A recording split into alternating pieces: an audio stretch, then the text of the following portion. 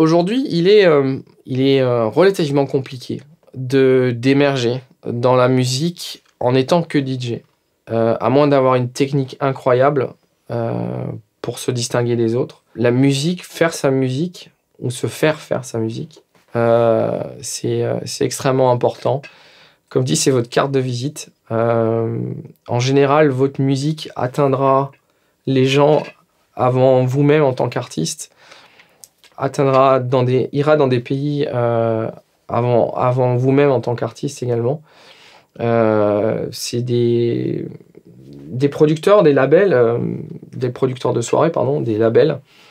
Ils écoutent énormément de musique toute la journée, ils ont de la musique en fond, que ce soit des démos sur Spotify, puisqu'il est possible de sortir ces morceaux sans forcément passer par des labels. Sur YouTube, vous avez mis votre morceau sur YouTube et quelqu'un met une playlist en fond, et puis d'un coup, paf, votre morceau attire l'attention.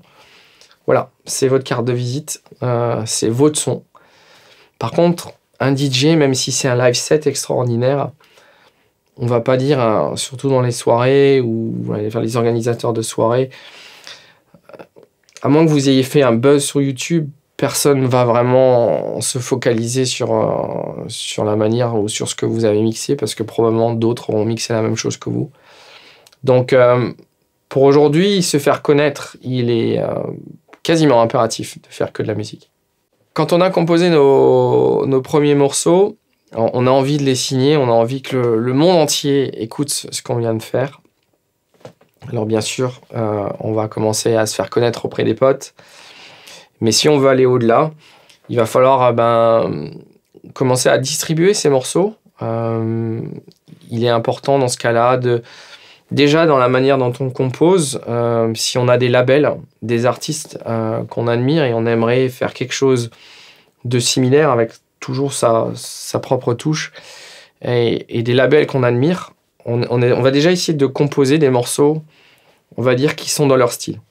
Pas venir avec quelque chose de totalement différent par rapport au label que vous appréciez, parce que souvent vous n'allez pas avoir de réponse, ils vont vous ignorer, et peut-être certains déjà catégorisé votre nom sans même vous connaître.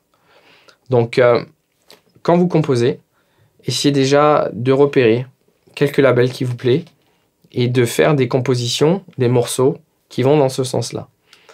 Après, à vous de repérer. Aujourd'hui, avec Internet, c'est extrêmement facile de récupérer les contacts. La difficulté, c'est qu'effectivement, vous allez peut-être, de temps en temps, tomber sur des boîtes mail génériques qui vont recevoir énormément de démos. Et vous allez être déçus parce que beaucoup ne vont pas vous répondre. Ou certains vont vous dire que ça ne correspond pas à ce qu'ils recherchent, à ce qu'ils attendent. Mais il ne faut pas perdre espoir. Vous allez trouver soit vous retravaillez vos morceaux. Si le label peut vous donner quelques pistes sur lesquelles travailler, n'hésitez pas à demander. Il n'y a pas de mal, il n'y a pas de honte à ne pas faire les choses bien. Après, il faut se donner aussi des limites. Il faut voir jusqu'à où on est prêt à changer un morceau, parce que un morceau, c'est notre bébé. On a passé des heures dessus. On n'a peut-être pas envie de chambouler toute l'atmosphère, la structure d'un morceau, parce qu'un label le souhaite. Ça, c'est à vous de voir les tolérances que vous êtes prêt à accepter, ou les compromis que vous êtes prêt à accepter. Mais pour se faire connaître, comme dit, soit de vous envoyer régulièrement. Alors, il ne faut pas rentrer dans des mails génériques en faisant du copier-coller. À chaque fois que vous avez fait un morceau, boum, je l'envoie, en faisant un copier-coller du même mail. Étant patron de label, c'est très ennuyant d'avoir ce genre de mail. À la longue, je ne les regarde plus. Pour être totalement honnête, il est important de décrire son morceau, ne pas dire que c'est un morceau qui irait bien pour ce label. Il faut rester humble.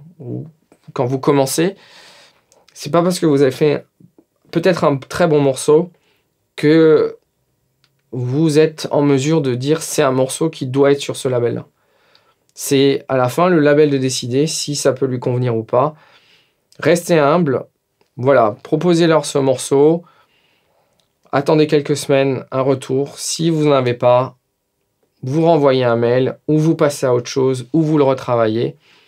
Mais un label qui reçoit des morceaux qui arrivent avec des artistes qui ont attiré leur attention, même si le morceau, entre guillemets, parfait, n'était pas là au début, mais qu'on voit une évolution, on a plus tendance à le suivre et à le signer au bout d'un moment. Donc, il faut être patient, il faut être ouvert à la modification, à la discussion.